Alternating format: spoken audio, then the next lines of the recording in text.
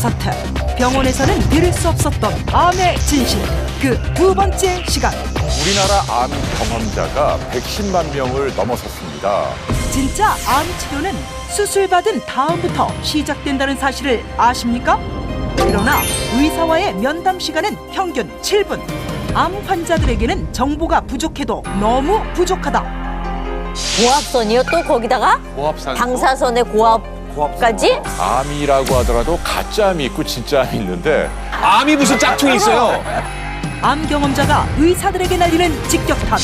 고기를 먹느냐 마느냐를 두고 벌어진 한치의 양보 없는 논쟁. 저는 사실은 지금도 육식은 안 합니다. 약간의 살코기는 저는 먹어야 된다고 생각을 하거든요. 고기 좀 드세요. 아니요, 저는 안 드실 거예요? 필요성을 별로 못 느끼. 사실 항암이나 이런 거 할 때 반드시 먹어야 되고요. 지금은 괜찮지만 5년, 10년 더 지나면 빈혈이 생길 수가 있고 지방식이냐 아니냐의 어떤 개념이지 고기냐 아니냐 가지고 생각하시면 절대로 의사 선생님들이 잘 먹어야 됩니다라는 그 얘기가 일종의 면죄부가 된다고 저는 생각을 합니다. 그리고 많은 암 환자들이 치료 대신 선택하는 각종 민간요법들. 대개의 민간요법이라는 것들이 근거가 없는 경우가 많습니다. 그건 제가 동의를 할 수가 없는데요. 이걸 먹어서 좋아졌습니다라고 하는 거는 분명히 현실에 존재를 하거든요. 먹고 부작용으로 오세요. 응급실 오시는 분들 참 많습니다. 불꽃 튀는 의사들의 폭풍 설정. 병원에서는 들을 수 없었던 암의 진실. 그 못다한 이야기가 지금부터 시작됩니다. 가장 중요한 거는 이제 우리가 고기 문제도 있지만요.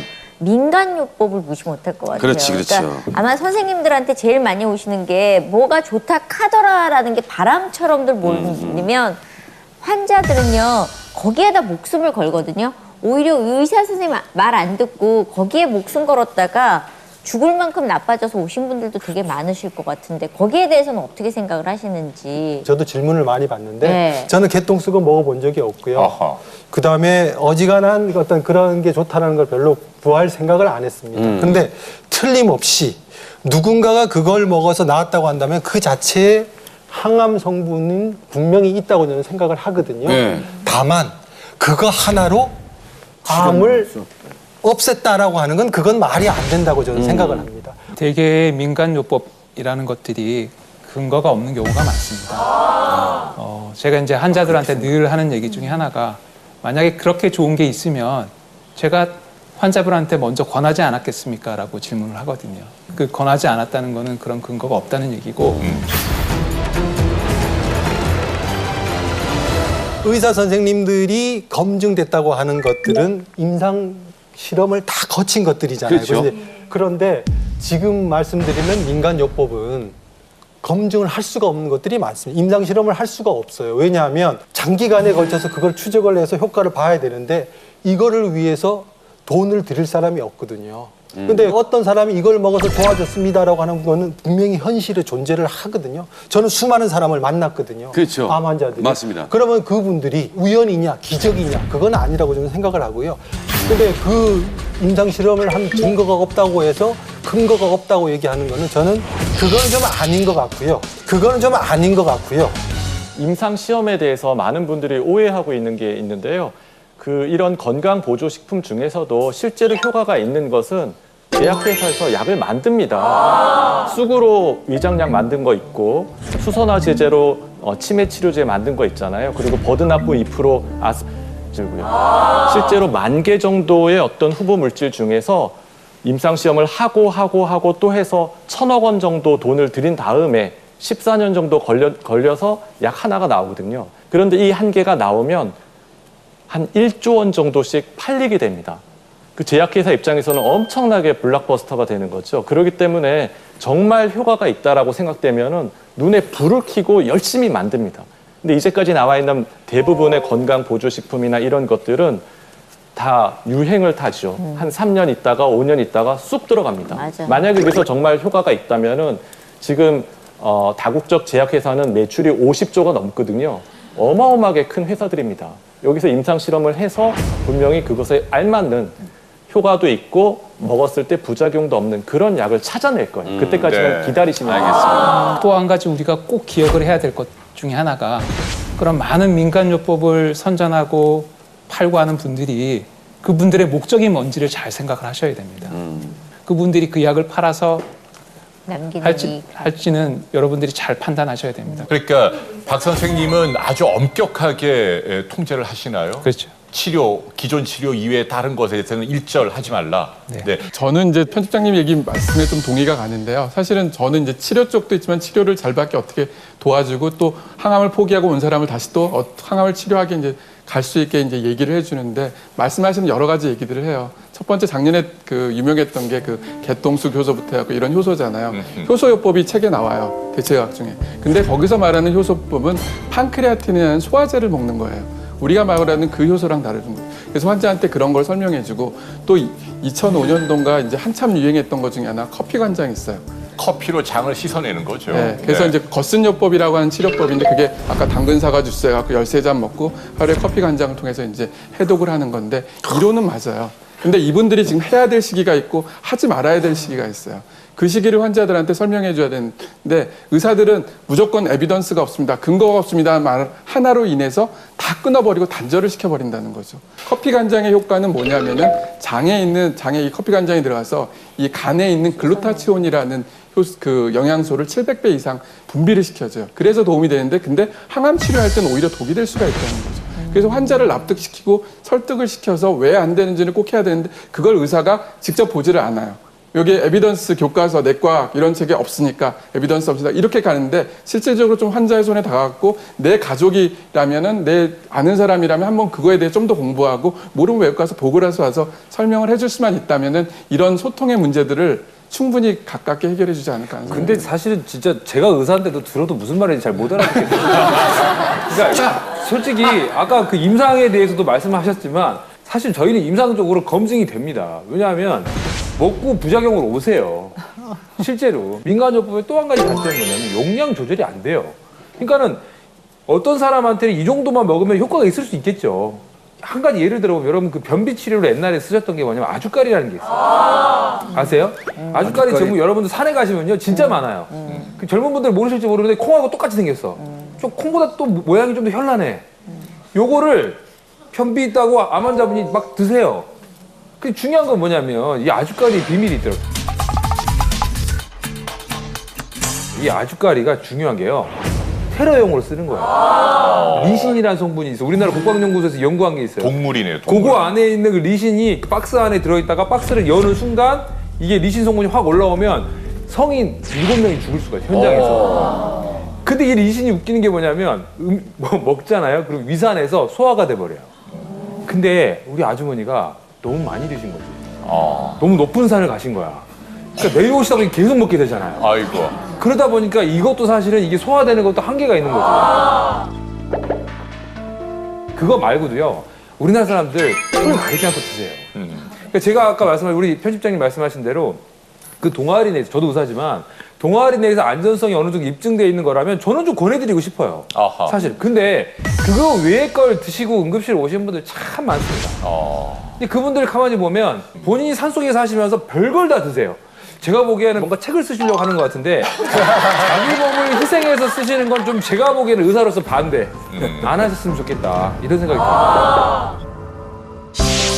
암 재발과 전이를 막기 위해서는 밖으로는 암세포를 죽이는 항암 치료를, 안으로는 암세포가 자랄 수 없는 몸 상태를 만들어주는 것이 중요했다는 홍헌표 씨. 대장암의 경우에 보통 항암 치료가 두 가지 항암제를 섞어서 이제 칵테일 요법이라고 하는데 그거를 12번을 받는 게 한 사이클이라고 얘기를 하거든요. 근데 이게 항암 치료만 가지고 내가 이 승부를 내기는 어렵다는 생각이 들었거든요. 그러니까 다시 말하면 항암 치료를 다 받더라도 궁극적으로 내 스스로 면역력을 끌어올리지 않으면 언제든지 재발할 수도 있겠다. 심사숙고 끝에 그는 항암제 치료 4번 만에 중단해보기로 결정한다.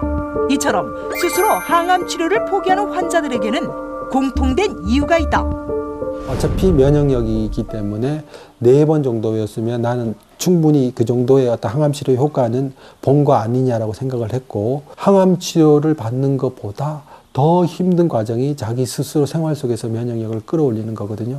선생님들한테 맡기고 병원에 다니는 그 정도의 어떤 것보다는 훨씬 실천하기가 어려우니까요. 정해진 항암 치료 횟수보다 덜 받는 암 환자들은 의외로 많다.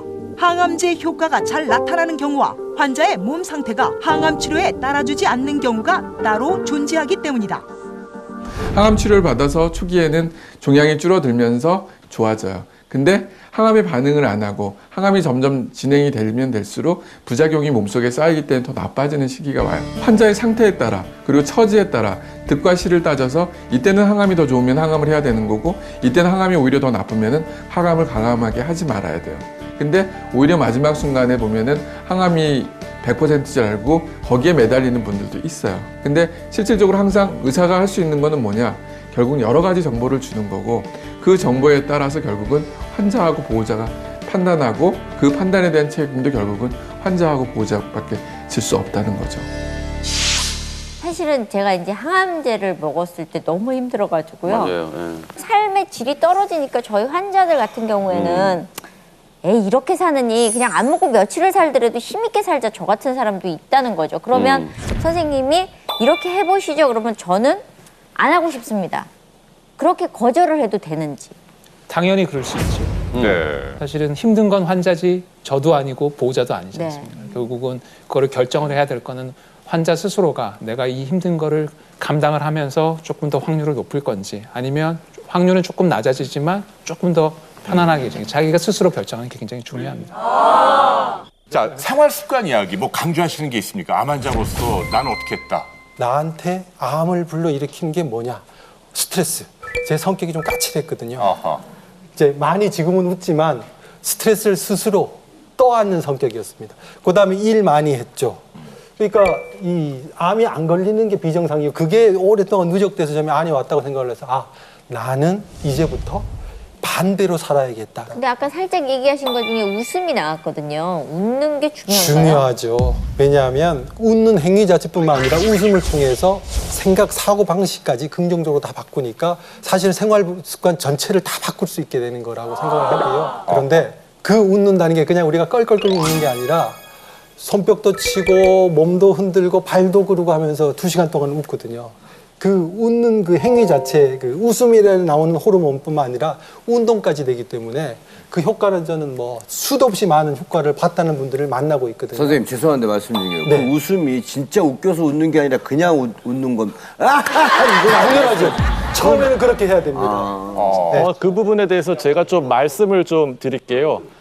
웃음은 민간요법과 달리 과학적 근거가 있습니다. 아, 그래요? 예. 웃으면 여러분들 아시는 것처럼 뇌에서 엔돌핀이나 엔케팔린이라는 그런 특정 호르몬이 나오는데 몰핀보다도 진통 효과가 한 300배 정도 강해요. 그리고 웃기만 해도 우리 몸에 있는 면역세포라고 알려있는 NK라는 세포가 암세포 구멍을 송송 내는 그리고 나쁜 세포를 없애는 그런 특정 세포가 막 올라가는 그런 게 이미 다 여러 논문에서 검증이 되고 있습니다. 근데 이렇게 억지로라도 막 하고 과장되게 웃어야 돼요. 굉장히 중요한 건데요. 웃음은 지금 내 마음속에서 기쁨이 충만해서 웃는 웃음, 그리고 코미디언이 웃겨가지고 웃는 그런 웃음뿐 아니라 내가 억지로 얼굴 근육이나 호흡 근육을 사용해서 웃는 웃음도 효과가 있다는 거예요, 실제로. 뇌 속에서는 이게 웃는다라고 인지를 해서 그런 세포가 이제 호르몬이 분비가 되고 그 면역 세포가 활성화된다는 거죠. 아까 우리 저기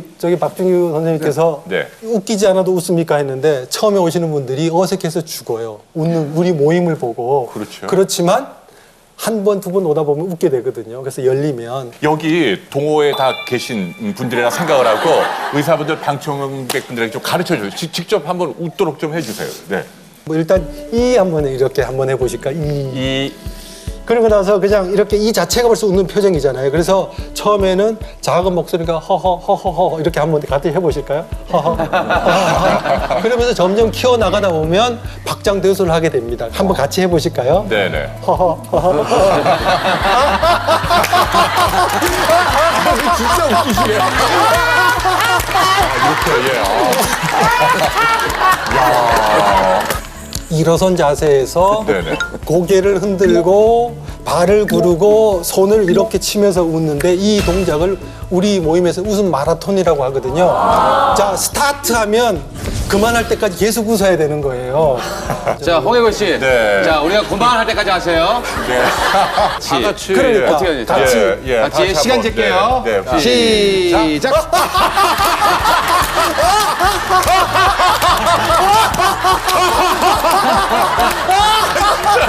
왜 안 웃으세요? 진짜 웃으세요. 네. 아, 진짜 웃으시네요. 예, 야. 근데 홍혜건 씨의 웃음은 별로 마음에 들진 않네. 이게 뭐야? 이게 뭐야, 이게? 그 손가락질하고. 알겠습니다. 네. 자, 웃음이라고 하는 거, 뭐 돈 드는 거 아니고 아무리 생각해도 몸에 해로울 무슨 부작용 없다는 얘기예요. 네. 여러분들 마음껏 즐기시면 어떨까 싶네요. 오늘 정말 좋은 말씀 해주신 거 너무너무 감사합니다. 홍은표 씨. 네. 대단히 감사하고 마지막으로 다 같이 웃어보시죠. 웃으세요. 네. 감사합니다. 누구도 속 시원히 대답해주지 않았던 암을 둘러싼 소문과 진실. 암 치료. 무조건 수술실로 직행하는 것만이 능사일까? 자, 이번에 또 준비하신 김한석 씨 자, 질문이죠. 제 질문요. 네. 사실 암에 걸리면 무조건 수술이라고 저희는 알고 있습니다. 근데 뭐 이게 수술하는 암이 있고 수술 안 해도 되는 암이 있다. 아니, 수술 안 해도 되는 암은 없다라고 알고 있는데 저는. 아, 그럴까요? 그 수술이 필요 없고 항암제만으로 효과적인 암은 어떤 게 있습니까? 백혈병, 백혈병, 림프종, 네. 소세포 폐암, 그다음에 아이들한테 많이 생기는 일부 육종. 육종 그러면 좀 생소한데 보통 우리가 흔히 말하는 암은 상피암이라고 그래서 피부처럼 피부, 점막, 겉 가죽에 생기는 암들입니다. 예. 우리 흔히 말하는 암은 그런 암들이고 육종이라는 거는 혈관, 근육 이런 데 생기는 암들이 다 육종이에요. 뼈 이런 데. 얼마 전에 그 저기 쇼트트랙 선수가 걸렸던 그 암도 그걸 육종인가요? 육종입니다. 근데 사실 암인데 수술 안 하시고 지켜봅시다 이러면요 환자들이 불안해할 수 있을 것 같거든요. 오히려 그냥 뭐 간단히 수술하죠 이러는 경우하고 지켜보죠하고 우리들 입장으로 한번 대보신다면 제 생각으로는요. 암이라는 게 일단 조직적으로 진단이 되고 난 다음에 치료를 안 할 수 있는 배짱이 좋은 분은 많지 않아요. 아무리 작은 거라 하더라도 진단이 내려지면 네, 1, 2cm짜리를 달고 계시는 분이 있기는 해요. 집안에 다른 일이 있거나 직장이 너무 바빠가지고 내년에 수술해야 되겠다 이런 분들 있으신데 그런 분들 보면은 어떤 일이 생기냐면요. 가령 감기가 걸려서 목만 아프시잖아요. 그럼 병원에 뛰어오세요. 이거 혹시 갑상선 때문에 글쎄. 이 전이가 된 거 아닙니까? 그래서 못 견디세요. 암을 달고 계시는 거는. 그래서 일단은 진단이 되면은 그 암이 예후가 좋은 암일지 예후가 나쁜 암일지 알 수가 없기 때문에 치료를 그러게요. 하는 게 원칙이고요. 네, 그런데 항암제 치료와 관련해서 최근 궁금증 중 하나가 일본 의사가 쓴 책이 베스트셀러가 됐잖아요. 가짜암 이론인데요. 일본의 한 방사선 치료 전문가가 주장해 베스트셀러가 된 가짜 암 이론. 대다수의 암은 치료할 필요가 없는 가짜암이다. 과연 그 진실은? 암이라고 하더라도 가짜암이 있고 진짜암이 있는데 진짜암은 어떤 치료를 해도 돌아가시니까 네. 항암 치료할 필요 없다. 그리고 가짜암은 내버려둬도 뭐 죽고 사는데 문제가 없는데 현대의학이 너무 진짜암과 가짜암을 구분하지 않고 항암제로 융단 폭격을 한다. 그게 환자에게 나쁜 거 아니냐라는 게 사실은 대중적으로 막 설득력을 얻고 있는데 아니 암은 암이지 가짜 암이면 병명을 다르게 해줘야지. 그렇지. 그러니까 이상한 사람들이 짝퉁. 암이 무슨 짝퉁이 있어요? 아니 그런데 약간의 일리는 있다는 얘기예요. 무슨 얘기냐면 똑같은 위암 뭐 2기라고 해요. 그러면 똑같은 위장에 똑같은 크기로 생긴 암인데 어떤 사람은 뭐 10년, 20년 무난히 잘 사는데 어떤 분은 6개월 만에 돌아가신단 말이에요. 그것도 그래요. 치료를 똑같이 해도 그러면 말이죠. 그거 가짜 암이라고 그러면 안 되죠. 용어 자체는 조금 가짜암이라는 게 좀 과격하긴 하지만 제가 볼 때는요. 암세포도 그 세포의 독성이 말이죠. 조금씩 차이가 있다는 거는 맞는 것 같아요. 우리가 위암이라고 부르지만 그 위암이 다 똑같은 위암이 아닙니다. 어떤 암은 굉장히 빨리 자라는 암도 있고 천천히 자라는 암. 그거는 사람이 다 다르듯이 세포도 다르다는 얘기예요. 힘센 암이 있고 약한 암이 있나 보죠? 그렇습니다. 그렇기 때문에 누구는 같은 이기라도 굉장히 완치가 되고 굉장히 오래 살지만 어떤 위암은 같은 이기라도 빨리 재발하는 겁니다. 가짜암은 이런 개념입니다. 우리가 조직구로 봤는데 암이에요. 그런데 실제적으로 보면 이 암이 암같이 행동을 안 해요. 진짜 암이 암이려면 옆으로 막 퍼지고요. 다른 장기로 송송송송 가야 전이가 이루어지면 진짜 암이 되고 3기에서 4기로 넘어가면서 생존율이 팍 떨어지는 거거든요. 근데 가짜암이라는 거는 갑상선암에서 흔히 얘기가 되는 얘기인데 암은 암인데 3기까지 생존율이 거의 100%예요. 4기도 생존율이 70% 정도 돼요. 일부 암들은 그냥 의사가 진단도 안 하고 환자가 검사도 안 해서 놔뒀으면은 죽을 때까지 별 문제가 없이 그냥 암으로 가만히 있거나 그런 측면도 또는 있다라는 예, 거예요. 면역이 굉장히 좋아서 암이 없어지는 그럴 수도 그런 있고요. 경우도 있는데 막 진단을 너무너무 많이 하고 치료를 많이 해서 또 이 치료에 의한 부작용이 또 항암제를 쓰거나 방사선에 의해서 또 암이 생길 수가 있고요. 다른 여러 가지 합병증이 생길 수 있거든요. 그런 개념입니다. 그러면 가짜암을 발견하지 않는 게 좋지 않습니까? 그러려면은 너무 자주 검사하시지 말고 각 암종에 따라서 어느 암은 언제 검사를 해라 이런 규칙들이 있습니다. 프로토콜이라고 하는데요. 그것대로 검사하시면 됩니다. 네. 그러니까 결국은 이런 얘기네요. 현대의학이 많이 발전해서 혹이 있어갖고 이게 정말 예후가 좋은 암이고 항암 치료 굳이 받을 필요가 없는 종류라는 걸 밝혀낼 수만 있다면 이분들에게 굳이 그런 치료를 할 필요가 없을 텐데 그렇지. 아직은 그런 기술이 없다는 얘기예요. 그래서 통계적으로 설령 가짜암의 존재가 있다 하더라도 치료는 계속 진행돼야 한다. 단 박현아 선생님 지적대로 갑상선암을 비롯해서 통계적으로 가짜암이 많을 수 있는 그러니까 예후가 좋은 암이 많을 수 있는 경우에는 너무 검진을 지나치게 일찍 자주 받을 필요는 없다. 뭐 이런 정도로 정돈을 하면 될 것 같습니다.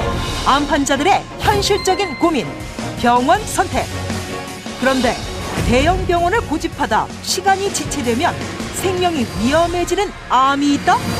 자, 제가 거꾸로 우리 패널 여러분께 간단한 질문 하나 드려볼게요. 왜 어려운 질문이야? 네, 얼마 전에 서울대병원 연구 결과를 보면 14만여 명을 대상으로 조사했는데 이 부위에 생긴 암은 말이죠. 1년을 기다리는 그러니까 좀 더 좋은 병원에서 기다렸다 치료받으려고 1년 후에 수술을 받으면 사망률이 59%나 늘었다는 거예요. 자, 기다리면 안 되고 진단 후에 빨리 수술하는 게 좋은 대표적인 암이 뭘까요? 맞춰보세요. 네. 폐암. 아닙니다. 췌장암. 췌장암 아닙니다. 간암. 아닙니다. 위암. 위암 아닙니다. 네, 여러분 정답은 유방암이라고. 진짜로? 유방암이 1등이고요. 두 번째가 직장암. 그래서 유방암과 직장암 이 두 가지 암은 전문용어로 미세 전이가 굉장히 잘 된다고 합니다. 그리고 2기와 3기, 3기와 4기 사이에 생존율 차이가 크기 때문에 적어도 이 두 가지 암은 제가 볼 때는 병원을 너무 기다리지 마시고 빨리 적극적인 수술을 받아야 한다라고 말씀드립니다. 제가 이 말에요. 제가 왜 폐암이라고 왜 말씀드렸냐면요. 네. 저희 아버님이 직장하면서 폐암으로 전이가 되셨어요. 그래서 검사했는데 폐가 이 폐 위쪽 부분에 있다고 해서 빨리 수술을 하시자고 했어요. 근데 사실 폐 전문 병원이 있어서 제가 이성미 씨한테 전화를 했어요. 그래서 그 폐 전문 병원을 좀 소개해달라고. 이제 아버님한테 일로 옮겨가시는 게 어떻겠냐 했던 적이 있습니다. 아버지가 생각해보시더니 야 그냥 귀찮다 그냥 여기서 하자. 그래서 그때 그 병원에서 수술을 곧바로 들어갔어요. 근데 이 옮기는 기간이 15일이었습니다. 만약에 가려고 하면. 근데 수술실에 들어가셨잖아요. 근데 그 사이 정확히 5일입니다. 5일 동안에 위에 있던 그 조직이 밑으로 내려왔어요. 저는 이게 잊을 수 없는 사건이에요. 만약에 일로 옮겼다면 15일이 소요가 되지 않습니까? 그랬다면 돌아가셨을 거라고 얘기를 하시더라고요. 이런 경우도 있더군요. 네, 그런 경우가 있습니까, 박생님? 좀 난감해 하시네요. 네. 있더군요. 굉장히 짧은 기간 안에 제 의견으로는 네. 되게 암이 생기려면 충분한 시간이 필요하거든요. 글쎄요.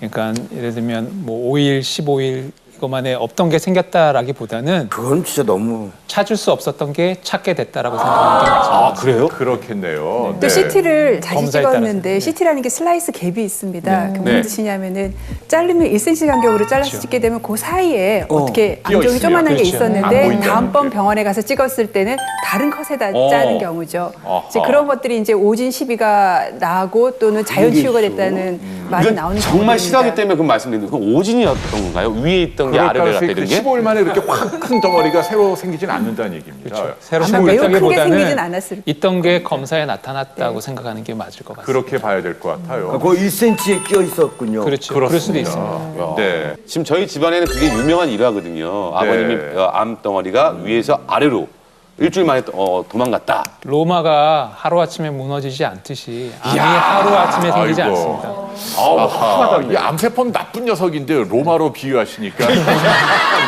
아무튼 암은 하루아침에 자라는 건 아니지만 말씀드렸죠. 유방암, 직장암 두 가지 암은 한 달 이상 기다리는 건 바람직하지 않습니다. 라는 말씀으로 정리하겠습니다. 암 수술 이후 찾아오는 두려움, 재발과 전이. 그래서 시작되는 항암 치료와의 전쟁. 항암 치료에도 사후 관리가 필요하다. 네, 안녕하세요. 저는 완화학과 전문의 염창환이라고 합니다. 완화학 하면 굉장히 생소하게 들릴 거예요. 네. 모르시는 분도 워낙 많고요.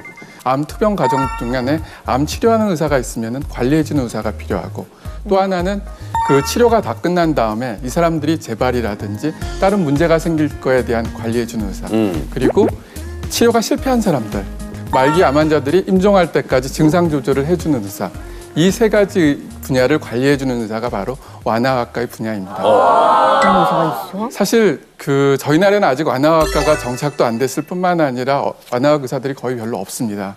제가 완화학과에 대해서 관심을 갖게 되고 이 분야를 선택하게 됐던 사건이 하나 있었어요. 제가 이제 군의관 시절에 한 말기 난소암 환자를 가정 방문할 때가 있었습니다. 그 환자는 항암 치료나 다 치료를 했는데 실패를 했어요. 근데 그분이 가장 힘들어했던 게 뭐냐면은 복수였어요. 배가 이렇게 불러 있는데 그분의 복수 양상은 젤리 모양이에요.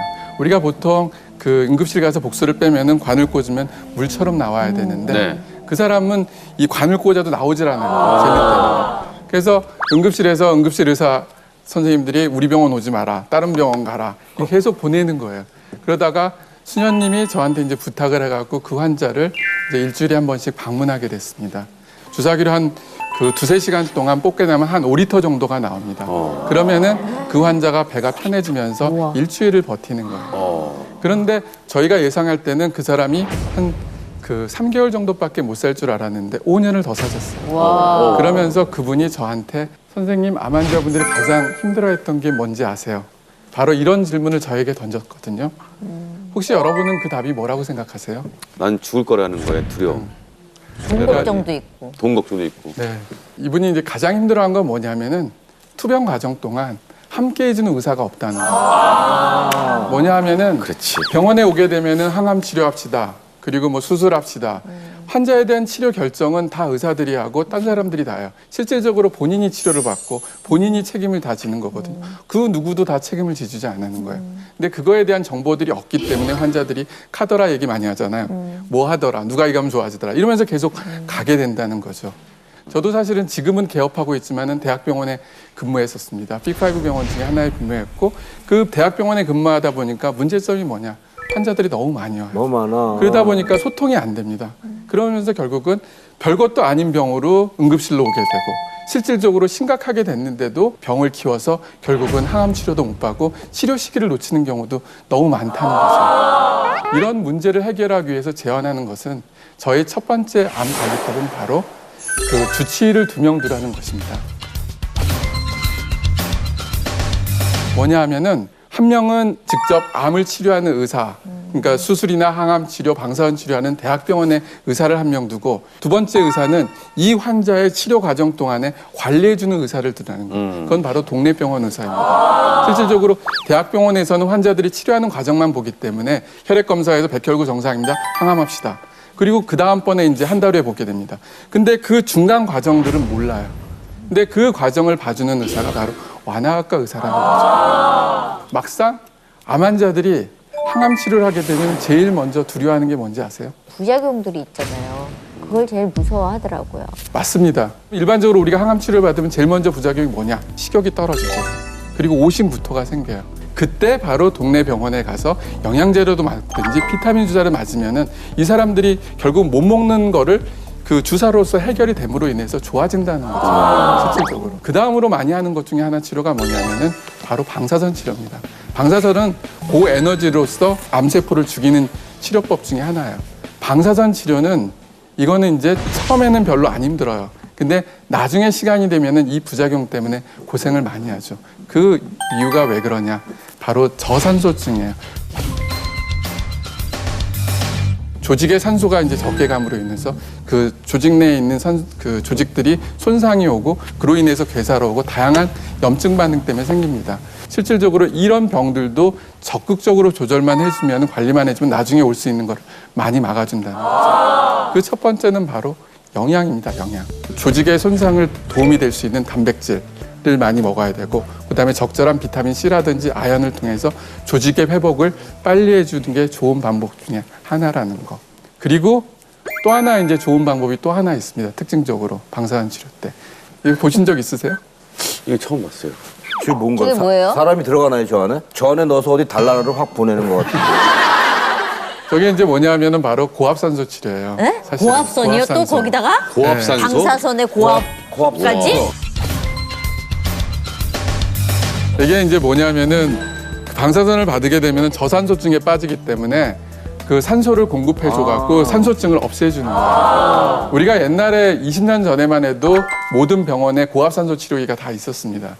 그 왜 그러냐면 연탄가스 맞으면은 들어가서 치료받는 게 바로 다 고압산소 치료기예요. 현재 지금 웬만한 대학병원에서는 다 고압산소 치료기가 없습니다. 왜 그런가? 저 치료를 받으려면은 미국 같은 경우는 한 번 받는데 1시간 만에 한 100만 원 정도 내요. 근데 우리나라는 의료 수가가 이제 있기 때문에 한 번 받는데 한 5만 원 정도 돼요. 이런적인 문제들 때문에 결국은 병원에서 지금 안 하고 있지만은 실질적으로 방사선의 후유증을 이제 예방해주는 가장 좋은 치료법 중에 이제 고압산소 치료법이 있고 그리고 많은 병원들에서 이런 것들이 앞으로 활성화됐으면 그래서 해야 되겠네. 저걸 왜 폐지시켰을까? 그래, 왜 병원에 왜 그랬어? 왜 없을까? 병원 왜 그래? 우리나라가 지금 현재 암 치료는 전 세계 1등이에요. 그거는 누구도 그거는 부인하지 않습니다. 실질적으로. 그 외국에 있는 환자들, 우리나라 뭐 동포나 이런 분들도 외국 사람들 보면은 우리나라 와서 암 치료 다 받아요. 맞아. 어느 나라보다 수술 잘하고, 어느 나라보다 항암 치료 잘하고, 어느 나라보다 방사선 치료 잘해요. 비용도 더 저렴하죠. 저렴하고, 비용도. 저렴하고. 근데 문제는 뭐냐면은 관리예요. 관리는 우리나라가 전 세계에서 사실은 거의 하위권에 들어가요. 그거는 왜? 다 치료에만 너무 관심을 두기 때문에 그렇습니다. 암이 수술이나 방사선, 항암 치료 끝났다고 해서 다 끝난 게 아니에요. 또 반대로 암이 치료에 실패했다고 다 죽는 경우도 아니라는 거. 우리가 사기가 되더라도 결국은 좋은 의사와 팀을 갖춰서 잘 치료하고 집중적으로 한다면은 고통 없이 편안하게 암 치료를 할 수 있지 않을까 하는 생각입니다. 네, 완화의학이라는 분야가 있다는 거 들으셨는데요. 처음 들어보신 용어죠? 처음 들어봤죠. 네, 아직 모르는 분들이 많다는 아, 저희 거죠. 그거보다 네, 지금 네. 뭐 다른 게 문제가 아니라 네. 방사선 치료를 하면 후유증도 있고 뭐 다른 부작용도 걱정을 많이 하잖아요. 근데 고압산소실이요?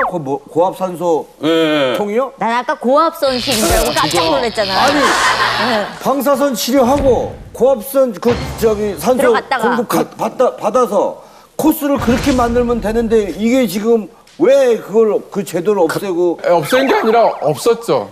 예? 아니 있었다며 없었죠. 연탄가스 때문에 옛날부터 있었다며 있었다면서요? 연탄가스 치료 때문에 이제 했었던 거죠. 네, 그 근데 배경을 지금 왜 좀 설명해 주죠. 없앴냐고요? 배경. 네. 우리나라는 옛날에 이제 연탄가스가 많기 그렇죠. 때문에 그 사람들을 대상으로 했고요. 그리고 이제 우리나라 제일 많이 하는 데는 제주대예요. 제주 의료원에 제일 좋은 기계가 있고 그건 해녀들 중심으로 하는 거고요. 그리고 치료에 아직 우리나라가 대부분이 치료 쪽에만 관심을 가졌지 이 관리 쪽 있잖아요.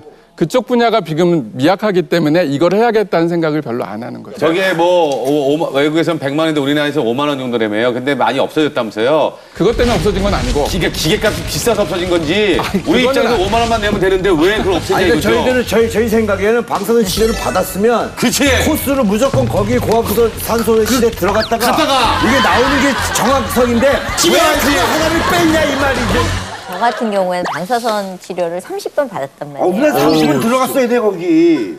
그러니까. 거기 안 들어가서 지금 아픈 거야. 제가 잠깐 조언을 하자면 네. 방사선 치료를 하면 일부 환자들은 덩어리가 큰 환자들은 치료 후에 괴사가 생기고 그러니까 고름이 생기고 이런 피부 괴사가 생기거든요. 그렇게 괴사가 생기는 환자들한테는 그 괴사된 게 치료가 되는데 고압산소가 굉장히 도움이 됩니다. 그런데 모든 환자가 다 방사선 치료 후에 고압산소 치료를 할 필요는 없습니다. 부작용이 생기지 않은 한은. 그래서 생기기 말라고 예방 차원에서 하는 효과보다는 물론 그렇게 이용하기도 하지만 그런 데는 증거가 조금 부족하고요. 고압산소 치료는 지금도 쓰고 있고요. 네. 당뇨병 하시면 다리가 좀 썩어 들어가거나 치료가 잘 안 되잖아요. 이런 것들을 위해서 사실 우리나라도 지금까지 그전에도 써왔었어요. 근데 치료의 효과가 조금 불명확하다. 이런 부분들. 또 한 가지는 수가가 좀 안 맞아요. 기계는 비싸고 시설은 굉장히 많이 요구하는데 돈을 들어오는 게 너무 없어요. 그다음에 치료 효과가 불분명하니까 없어진 거예요. 자, 불분명하다는 부분은 그거는 아닌 것 같은데. 어떻게 보시는지.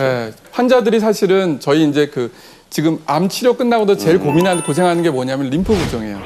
사실은 유방암, 자궁경부암하고 다리 붓고 팔 붓고. 근데 그분들의 가장 기본적인 것 중에 갖는 게 뭐냐면 염증이에요. 감염. 사실은. 그거에 결국은 방사선 치료 때문에 나오는 거거든요. 그거를 이제 치료할 수 있는 거는 이제 교과서나 논문에 보면은 바로 고압산소 치료예요. 근거가 없다는 거는 그 논문을 안 보셨기 때문에 근거가 없다는 거지. 실제로 저희는 그것만 공부하다 보니까 그렇게밖에 볼 수가 없어요. 저희 공부 많이 하고요. 그다음에 고압산소 치료에 대해서 최근에 정형외과하고 성형외과에서 다시 한번 그 바람이 불고 있긴 합니다. 그래서 실제로 그쪽으로 공부를 하시는 분들이 꽤 이제 생기기 시작했어요. 근데 중요한 거는 아까도 말씀드린 그러한 단점이 좀 있어요. 예를 들어 시설에 대한 단점이 이런 것들 때문에 맞추질 못해요. 쉽게 말하면 인풋 아웃풋 요게 맞춰지지 않기 때문에 문제가 되는 거지. 또 치료 효과도요 관리하고 예방하는 데 도움이 됩니다. 그렇지. 관리 차원에서의 큰 도움이지 이게 무조건 치료다 이게 이런 내용이 아니라는 말씀을 드리는 거예요. 알겠습니다. 자, 방사선 치료를 받고 있는 분들이 지금도 많으신데 그분들을 100명이라고 한다면 현실적으로 이 고압산소 치료가 도움이 되는 분들은 몇 분 정도 된다고 보시는지요? 저는 다 도움이 된다고 생각하세요. 100명 전부 다? 네. 그게 예방이란 개념이에요, 사실은. 근데 이제 비용 대비 이제 그런 문제가 걸려서 그렇지 실질적으로 방사선 치료 받은 사람은 이유 어떤 간에 조직에 손상이 와요. 이게 암만 가는 게 아니라 일부 조직에. 그러면 그거에 대해서 예방할 수 있는 거는 고압산소 치료밖에 없기 때문에 결국은 해야 된다고 생각을 합니다. 근데 도움이 살짝 되는데 비용이 엄청 많이 드는 건 또 따로 고려해야 할 대상이 아닌가요? 그런데 미국 암학회에서 추천하는 바는 모든 방사선 치료를 하는 사람들이 도움이 되는 게 아니라 앞에서 잠깐 언급한 것처럼 피부 괴사가 왔거나 아니면 림프 부종이 있거나 그런 데서 제한적으로 도움이 된다는 얘기죠. 근데 사실 저희가 오늘 완화 전문의라는 얘기도 처음 들었고요. 그러게요. 그리고 관리, 치료보다는 관리가 더 똑같겠지만 우리는 치료 쪽에 치중을 많이 했지만 관리 쪽에는 사실 오늘 처음 들었거든요. 맞아요. 저희 같은 경우에는. 외국에서는 사실 1987년부터 이미 완화학 전문의가 따로 있어요. 근데 그거면 좋은 점이 뭐냐면은 아까부터 계속 얘기한 거지만은 대학병원에서 결국은 그 팀을 구성해갖고 개인 의원들을 관리해주는 시스템이에요. 이게 빨리 도입이 돼버리면은 모든 게 다 해결되죠. 왜 그러냐? 환자들의 고통이나 이 부작이나 이런 관리들이 너무 많이 보니까. 네. 사실은. 지금 대한민국 대학의학협회에서 완화 전문의라는 전공의가 있습니까? 그런 아직 거는. 없습니까? 네. 자, 그런데 그러면 실질적으로 선생님처럼 이렇게 동네에서 암 환자들을 관리할 수 있는 완화의학을 전문하는 분들을 우리 암 환자들을 어떻게 찾을 수 있을까요? 그러게요. 인터넷이죠. 또 인터넷인가요? 실제로 우리 병원 같은 경우에는 예. 우리가 갖고 있는 리스트들이 있습니다. 그러니까 대학병원에서 그 모든 환자들을 다 케어할 수가 없거든요. 그래서 환자 교육을 통해서 환자들이 어떻게 생활하는 게 중요한지 어떻게 지지요법을 받는 게 중요한지 교육도 하고 필요하면 집 근처에 가까운 병원들을 소개하는 그런 프로그램들이 있습니다. 제가 왜 이 완화의학에 자꾸 저희가 관심을 갖냐면요. 사실 그 대학병원에서 암 수술한 환자들은 사실 병원에서 제시하는 가이드라인이 전혀 없습니다. 치료에 딱 끝나면 한 달에 이제 한 번 뭐 이렇게 예약해가지고 가서 잠깐 5분 만나면 끝이잖아요. 근데 간혹 어떤 좋은 병원은 우리 나 뭐 먹어야 돼요? 나 어떻게 해야 돼? 그러면 A4 용지 하나 주면서 이거 데려가세요. 가끔 주는 병원 가끔 있어요. 아니 근데 요새는 병원이 좋아져서요. 저 같은 경우에는 지금 병원을 다니고 있잖아요. 가면은 그 옆에 붙으셔서 가디언처럼 이거는 이렇게 하시고요. 이거는 이렇게 하시고요. 그렇게 해서 정말 친절하게 상담을 해주는 팀들이 김한석 씨가 좀 생겼더라고요. 오해가 많으신 것 같은데요. 여기는 좀 오래된 거고요. 오해가 많은 게 불만이 많아요. 저를 좀 웃게 만들어주세요. 옛날에는 그랬고요. 저는 이제 각 질환별로 다 코디네이터가 다 있습니다. 코디네이터가 있어서 예를 들어서 영양에 관한 부분, 그다음에 생활에 관한 부분 이런 부분들을 다 교육을 합니다. 공짜입니까? 다 공짜입니다. 그게 제일 중요하죠. 암 진단 이후는 물론 치료 전후에 걸쳐 어떻게 해야 할지 막막한 암 환자들에게 관리 방법을 알려준다는 한 병원의 암교육센터.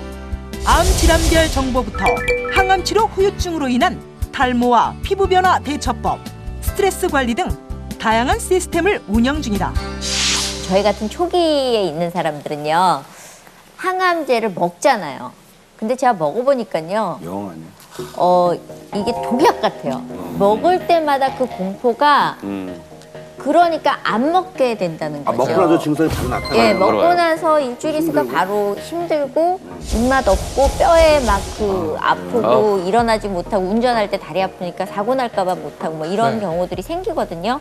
저 같은 환자가 있다면 5년 동안을 약을 먹으라고 권하시겠어요? 아니면은 다른 방법을 택하라고 권하시겠어요? 먹으라고 그래야죠, 그거는. 기본은. 일단, 네. 무조건 치료 결과가 잘 나오기 때문에 당연히 그 치료는 도움이 되기 때문에 하고 플러스 이제 결과적으로 그거를 그 캄다운 시킬 수 있는 부작용 관리를 할 수 있는 치료법을 보조로서 따라가줘야죠. 항암제는 먹고 다른 먹긴 먹어야 된다는 얘기죠. 그런 감자가 얼마나 이게 거기에 좀 부연 설명을 좀 드릴게요. 그 2012년도에 유방암 환자 한 120명 정도를 대상으로 울렁거리고 메스거리고 토하는 거에 영향을 미치는 요인이 뭔지를 조사를 해봤거든요. 네. 근데 확인해 보니까 가장 최근에 이분이 어떤 스트레스를 받았는지 그 스트레스의 양이 어느 정도인지가 가장 큰 영향을 미쳤어요. 그분이 항암제를 뭘 썼는지 또는 항암 치료를 받은 기간이 얼마나 길었는지하고 아무 상관없이 이분이 최근에 받았던 스트레스가 가장 중요하다라는 결과가 나온 거예요. 야, 뭐 거꾸로 얘기한다면 구토나 이런 부작용이 맞습니다. 말이죠. 그러니까 그 환자분들이 불안해하면은 이 불안해하는 긴장감 때문에 구토나 메스꺼리는 게 생기거든요. 그러니까 암 환자 가족분들은 세심하게 좀 배려를 하고 따뜻하게 격려를 하고 이렇게 스트레스를 없앨 수 있도록 충분히 이렇게 다독여주는 그런 치료가 같이 병행돼요. 암 환자는 본인의 전공이 정신과로 많이 와야 된다 뭐 이런 얘기인가요? 그렇지 않죠. 오면은 가장 좋은데요. 실제로 암 환자분들이 정신과로 오게 되는 경우가 정신과 환자라고 낙인 찍히는 것 때문에 굉장히 드뭅니다. 미국에서도 마찬가지고요. 우리나라는 특히 더 심하죠. 가족의 역할이 굉장히 중요하다 이런 말씀 드리고 싶습니다. 근데 또 한 가지는 환자들이 우리가 예기 불안이라는 게 있는 것처럼 환자들 중에 제 진료실에 항암제 치료 받는 날은 오면서부터 막 토하면서 들어오는 환자들이 있거든요. 그 환자들은 과거에 항암제 때문에 힘들었던 것들이 자꾸 기억이 나기 때문에 그런 오심부터 증상이 나타나는 게 있거든요. 그러니까 홍창현 선생님 말씀하신 것처럼 그런 스트레스나 그런 불안을 해소하는 게 오심부터를 줄여드리는 데 중요한 것 중에 하나입니다. 막막한 암 진단부터 괴로운 암 치료 과정까지 암세포와 사투 중인 환자들에게 건네는 드림팀 닥터의 처방전이 잠시 후 공개됩니다.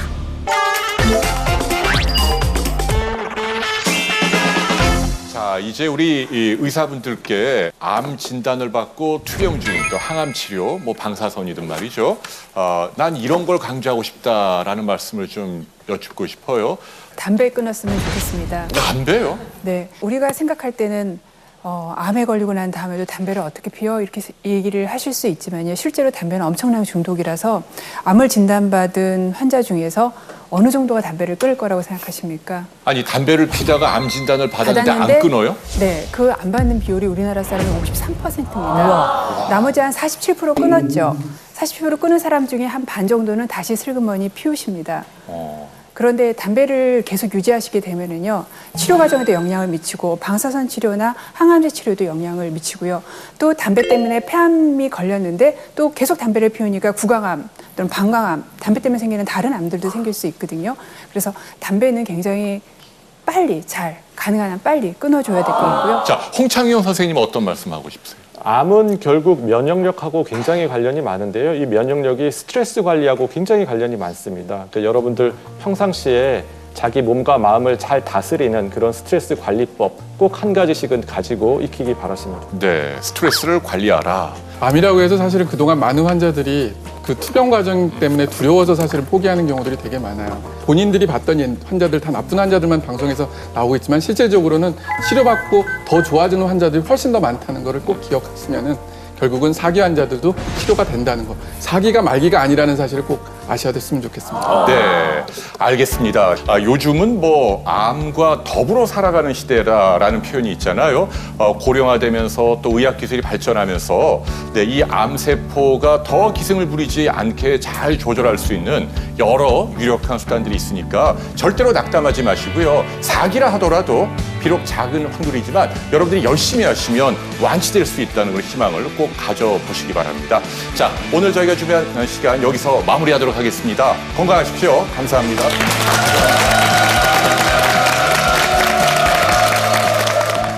다음 주 시대의 화두로 떠오른 면역. 여러분은 면역에 대해 어디까지 알고 계십니까? 체온을 1도만 올리면 뭐 면역력 5배가 높아진다. 면역력 강화를 위해서 홍삼? 홍삼이나 그리고 초유? 이런 거 먹어두잖아요. 우리가 알고 있는 면역하고 진짜 의사가 알고 있는 면역하고는 차이가 좀 있어요. 이제껏 당신이 알고 있는 면역. 절반은 거품이다.